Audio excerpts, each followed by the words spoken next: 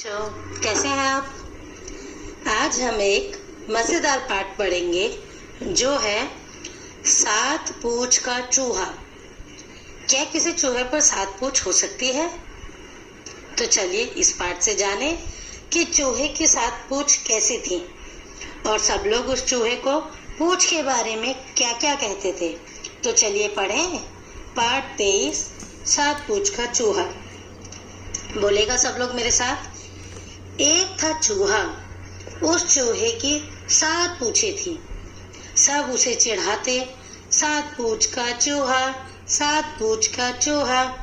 तंग आकर चूहा गया नाई के पास। उसने नाई से कहा, ए नाई, मेरी एक पूंछ काट दो। नाई ने एक पूंछ काट दी। अब उसके पास बची सिर्फ 6 पूंछें। अगले दिन जैसे ही चूहा बाहर निकला, सब उसे चिढ़ाने लगे, 6 पूंछ का चूहा, 6 पूंछ का चूहा। चूहा फिर से तंग आ गया। वह गया नाई के पास। उसने कहा, हे नाई, मेरी एक पूंछ और काट दे। नाई ने एक पूंछ और काट दी।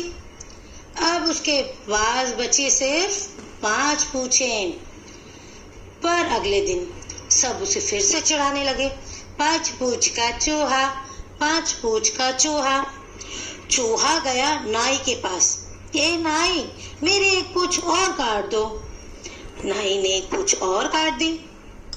अब उसके पास बची सिर्फ 4 पूंछें। पर सब उसे फिर से चिढ़ाने लगे, 4 पूंछ का चूहा, 4 पूंछ का चूहा। चूहा गया नाई के पास।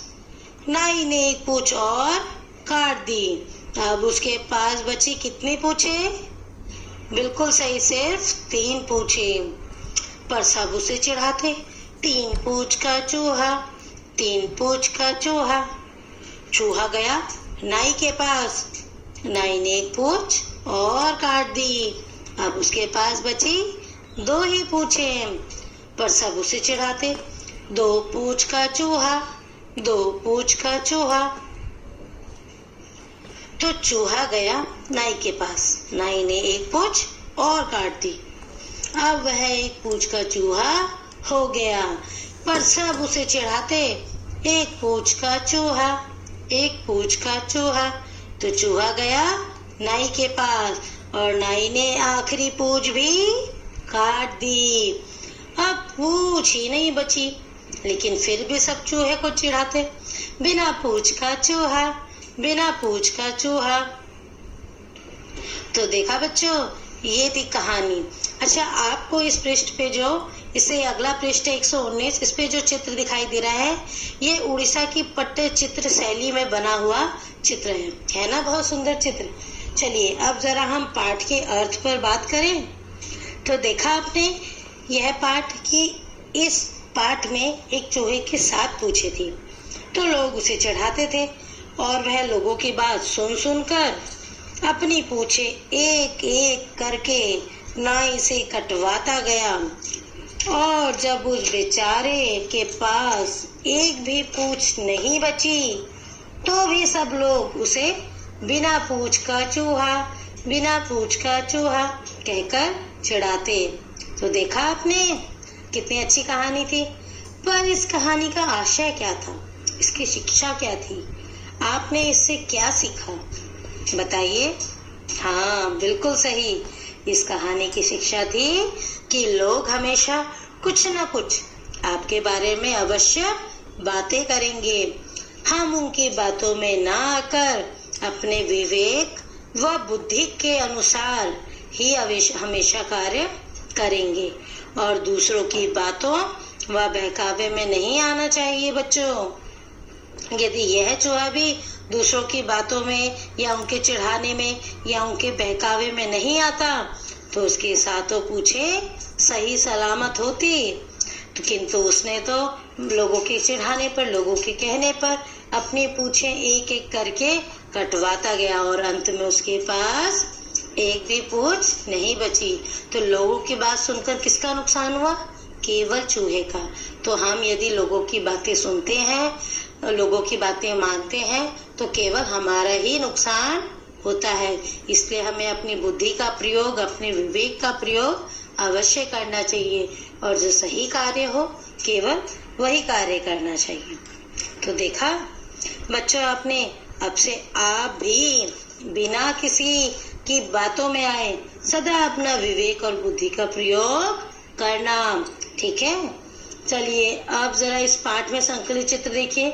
मैंने आपको बताया था अभी कि यह कौन सा चित्र है, उड़ीसा की पट्टचित्र शैली में बना चित्र है ना, बहुत सुंदर। चलिए जरा अब अपनी किताब में इसका अभ्यास कार्य देखिए। अब जरा आते हैं हम इसके अभ्यास कार्य पर। पृष्ठ संख्या खोलिए 120, खोल लिया। अब देखिए क्या होता अगर चूहे ने अपनी 7 पूंछे ना कटवाई होती, तो वो अपना बहुत सारा काम इन पूंछों से कर लेता ना। अब देखिए इसी प्रकार यहाँ पर कुछ और जानवरों के नाम है। इनके पास अगर एक से ज्यादा चीजें होती, जैसे चूहे के पास पूंछें थी, उसी प्रकार हाथी के पास अगर एक से ज्यादा सूंडें हो, 4 सूंड होती, तो हाथी क्या क्या कर पाता, और बंदर की 3 पूंछ होती तो बंदर क्या क्या कर पाता। इसी प्रकार आपको यह कार्य पूरा करना है, ठीक है। फिर आते हैं अगले प्रश्न पर। अगले प्रश्न में देखिए, अगर चूहा दूसरों की बातों में ना आकर अपना दिमाग लगाता तो बताइए क्या होता। अब आते हैं अगले पृष्ठ पर। यह बहुत रंग बिरंगा काम है। आपको इस दिए गए चूहे में, जो चूहा बना हुआ है उसमें रंग बिरंगे कागज के टुकड़े काटकर चूहे के चित्र में चिपकाना है और चूहे को पूरा करना है। अब आपको एक और कार्य करना है, यह बताना है कि चूहा बिना पूछ के क्या नहीं कर पाएगा। सोचिए और लिखिए और देखिए, देखते ही देखते अब आपकी किताब पूरी हो गई। अब आपको सारा कार्य पूरा करने के साथ साथ जो अगले पृष्ठ पर वर्णमाला दी गई है ये भी याद करनी है, और पृष्ठ संख्या 123 पर एक कविता है पुराने बच्चे, यह भी आपको पढ़नी है, ठीक है। तो चलिए बच्चों फिर मिलेंगे, तब तक आप अपना ध्यान रखिएगा। धन्यवाद। नेट पढ़ाई।